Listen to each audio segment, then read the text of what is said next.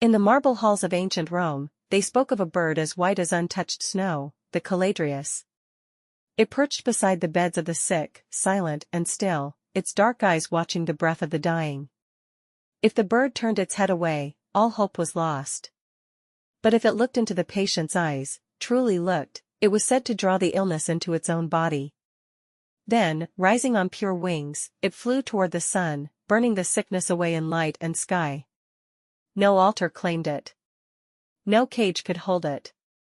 Some believed it was a gift from the gods, others a test of mercy and fate. So tell me, if a white bird sat at your window today, would you fear its silence, or pray for its gaze?